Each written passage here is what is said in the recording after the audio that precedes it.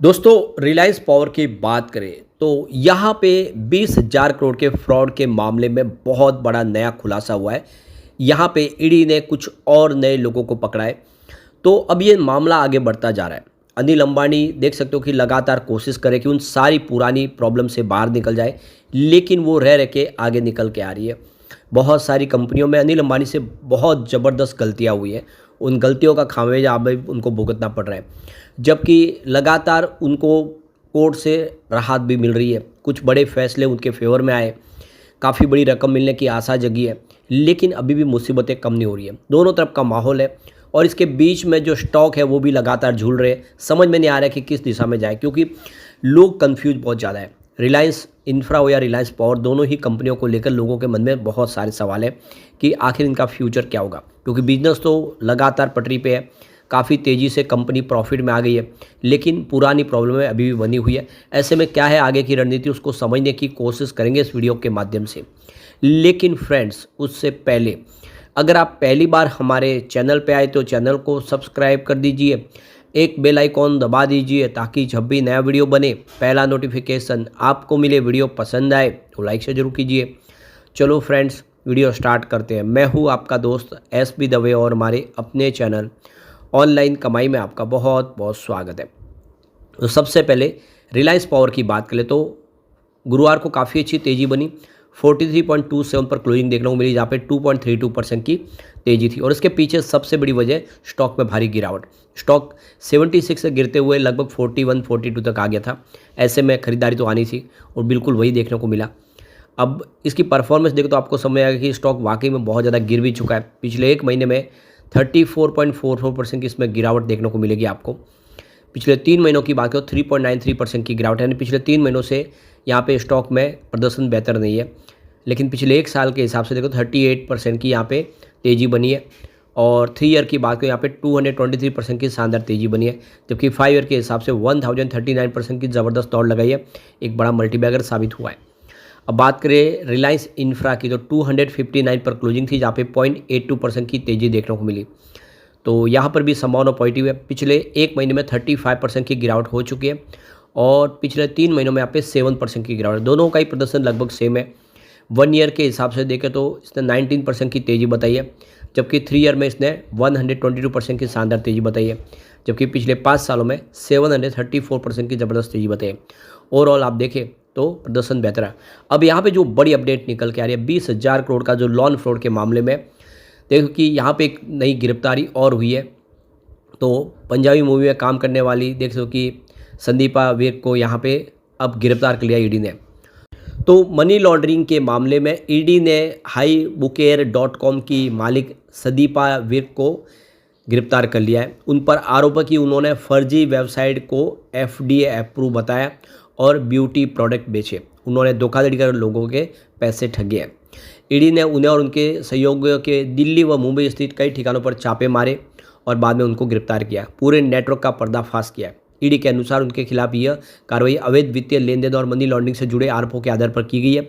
संदीपा पर अंबानी ग्रुप की जांच को प्रभावित करने का आरोप है। अनिल अंबानी का जो मामला चला उसमें उन्होंने जांच को प्रभावित करने की कोशिश की है। संदीपा विर्क खुद को एक्ट्रेस और देख सकते हो कि कॉस्मेटोलॉजिस्ट बताती है। वह मलयालम फिल्मों में भी ऑलरेडी काम कर चुकी है। एजेंसी अब उनके कारोबार और वित्तीय गतिविधियों से जुड़े सबूत खंगाल रही है। वही इस मामले में पंजाब पुलिस ने भी मोहाली में जो दर्ज 6 करोड़ की ठगी के केस को दोबारा खोल दिया है, जिसमें पहले संदीपा के आरोपी से कनेक्शन मिले थे, लेकिन पुलिस ने तब केस और चार्जेस में उनका नाम निकाल दिया था। तो ये पूरा मामला अनिल अंबानी से जुड़ा हुआ है। 20,000 करोड़ के लोन घोटाले में अनिल अंबानी से पूछताछ हुई। ईडी रिलायंस जो समूह से जुड़े 20,000 करोड़ रुपए के कथित बैंक लोन घोटाले से जुड़ी मनी लॉन्ड्रिंग मामले की जांच करी है। इसे लेकर ही अनिल अंबानी से बीते सप्ताह पूछताछ की गई थी। ईडी ने इस मामले में फिर से अंबानी से पूछताछ करने वाली आगे जाके। ये मामला कई बैंकों के लिए कर्ज का दुरुपयोग करने का मामला बन रहा है। तो संदीपा पर जांच को प्रभावित करने का आरोप लगा है। ईडी का आरोप है कि रिलायंस कमर्शियल फाइनेंस लिमिटेड के पूर्व निदेशक अगाराई नटराजन सेतुरमन और एक्ट्रेस संदीपा विर्क मिलकर अनिल अंबानी समूह से जुड़ी जांच को प्रभावित कर रहे थे। इसके बाद दोनों की जांच शुरू हुई। जांच में सामने आया कि सेतुरमन ने रिलायंस कमर्शियल फाइनेंस लिमिटेड से 18 करोड़ रुपए का लोन लिया है और इसका गलत तरीके से इस्तेमाल किया है। इस पैसे का इस्तेमाल वह जांच को प्रभावित करने के लिए कर रहे थे। सेतु रमन ने ये पैसे लौटाए भी नहीं अभी। तो सेतु रमन का ये लोन ऐसी शर्तों पर मंजूर हुआ है जिसमें मूल रकम और ब्याज दोनों का भुगतान करने में देरी की जा सकती थी। इसके अलावा रिलायंस कैपिटल लिमिटेड ने यह नियम तोड़कर 22 करोड़ रुपए का हाउसिंग लोन सेतु रमन को दिया। आरोप है कि इस लोन की बड़ी रकम का गबन कर लिया गया है और इसे कभी वापस नहीं किया गया। सेतु रमन ने संदीपा से मिलकर, आप देखें दोनों ये इसमें फ्रॉड में शामिल थे। इस रकम से संदीपा ने दिल्ली में अपना घर बनाने का काम शुरू किया है। तो सेतु रमन ने आरोप फिलहाल नकारे। हालांकि सेतु रमन ने आरोपों से इनकार कर दिया है। उन्होंने माना है कि इस महीने वह संदीपा विर्क से 2 बार मिले, लेकिन ये मुलाकातें सार्वजनिक स्थानों पर हुई और ईडी की जांच से संबंधित नहीं थी। उन्होंने कहा कि जब तक 18 करोड़ रुपए के लोन का सवाल है, ये दिल्ली में अपने घर के निर्माण के लिए लिया गया था। पूरी तरह से सुरक्षित लोन है और इसका कुछ हिस्सा चुका भी दिया गया है। इसके बाद ईडी ने संदीपा को लेकर जांच शुरू की तो इस फर्जी वेबसाइट का पता लगा। ईडी की जांच में सामने आया कि संदीपा विर्क जिस वेबसाइट highbooker.com की मालकिन होने का दावा करी है वो मनी लॉन्ड्रिंग के लिए प्रयोग की हो रही है। तो संदीपा ने खुद को FDA अप्रूव ब्यूटी प्रोडक्ट बेचने वाली वेबसाइट highbooker.com की मालिक बताया था, लेकिन ईडी की जांच में सामने आया कि प्रोडक्ट असली नहीं थे और FDA अप्रूवल भी फर्जी था। वेबसाइट पर यूजर रजिस्ट्रेशन का विकल्प नहीं था। पेमेंट गेटवे में लगातार समस्या आ रही थी। सोशल मीडिया पर सक्रियता बेहद कम थी।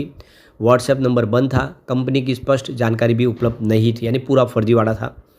तो ये सिर्फ मनी लॉन्ड्रिंग के लिए, पैसों की हेराफेरी के लिए वेबसाइट बनाई गई थी।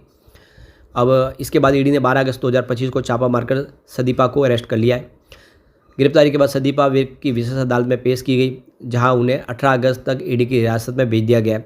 संदीपा विर्क के खिलाफ IPC धारा 406 के और 420 के तहत केस दर्ज किया गया है।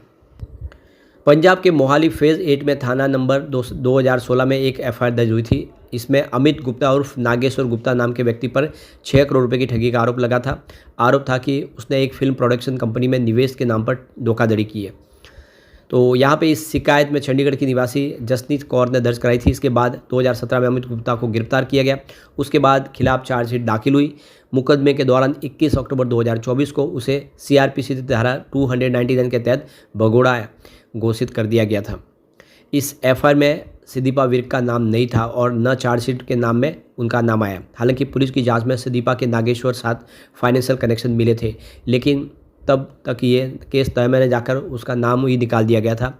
आप देखें, हो सकता है कुछ इन्फ्लुएंस हुआ हो जिसकी वजह से उनका नाम निकाला गया।